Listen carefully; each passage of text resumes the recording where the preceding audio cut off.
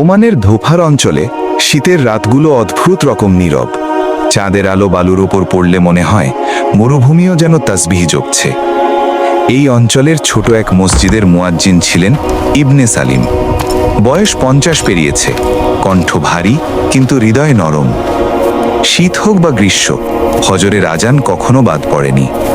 সেই রাতে ঠান্ডা ছিল অস্বাভাবিক। ফজরের আজানের সময় তখনও বাকি।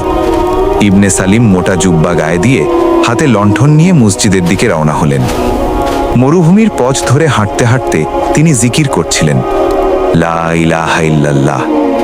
হঠাৎ বাতাস থেমে গেল, লণ্ঠনের আলো কেঁপে উঠল।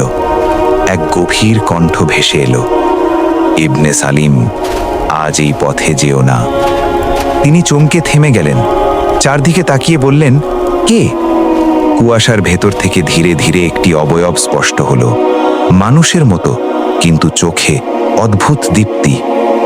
ইবনে সালিম সঙ্গে সঙ্গে পড়লেন, আউযু বিল্লাহি মিনাশ শাইতানির রাজিম।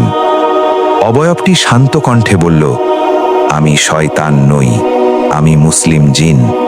আল্লাহর কসম, তোমার মঙ্গল চাই বলেই এসেছি। ইবনে সালিম দৃঢ় গলায় বললেন, মুসলিম হলে আল্লাহর নামে বলো। জিনটি বলল, এই পথের সামনে এক শুকনো খাদ আছে, সেখানে আজ রাতে কিছু দুষ্ট জিন জড়ো হয়েছে। তারা ফজরের আগে দুর্বল মানুষদের কষ্ট দেয়। তুমি ডান দিকের খেজুর বাগান দিয়ে যাও। কিন্তু ইবনে সালিম হালকা হেসে বললেন, আমি আল্লাহর ঘরের মুয়াজ্জিন, ফজরের আজানের জন্য বেরিয়েছি।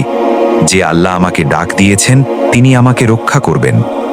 জিনটির কণ্ঠ ভারী হয়ে উঠল, তাওয়াক্কুল মানে অবহেলা নয় ইবনে সালিম, আমি আর কিছু বলতে পারবো না। এই কথা বলেই সে মিলিয়ে গেল। ইবনে সালিম আবার হাঁটা শুরু করলেন। খাদের কাছে পৌঁছতেই হঠাৎ বাতাস ঘূর্ণি তুলে উঠল, লণ্ঠনের আলো নিভে গেল। চারপাশ থেকে হাসির শব্দ, কর্কশ, বিদ্রুপপূর্ণ। এই তো পেলাম, আজান দেবে এখানে। হঠাৎ অদৃশ্য হাত তাকে ধাক্কা দিল, তিনি পড়ে গেলেন। গলা শুকিয়ে গেল, শরীর ভারী হয়ে এলো। কেউ যেন বুকের ওপর বসে পড়েছে, কেউ কানে ফিসফিস করে ভয় ঢোকাচ্ছে, আজান দাও, দাও তো দেখি। ইবনে সালিম কাঁপা কণ্ঠে পড়তে লাগলেন, আল্লাহু লা ইলাহা ইল্লাহু। কিন্তু কণ্ঠ আটকে আসছিল, শরীরে অসহ্য ব্যথা, মনে হচ্ছিল সময় থেমে গেছে। হঠাৎ দূর থেকে ভেসে এলো মসজিদের ফজরের সময়ের আলো।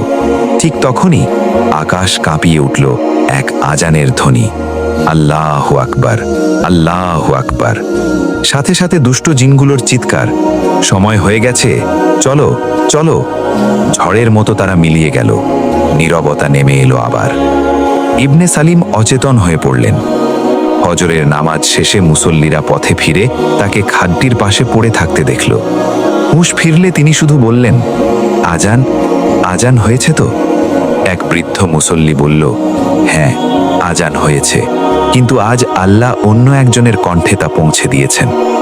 সেই দিনের পর ইবনে সালিম আর কখনো একা পথে বের হননি।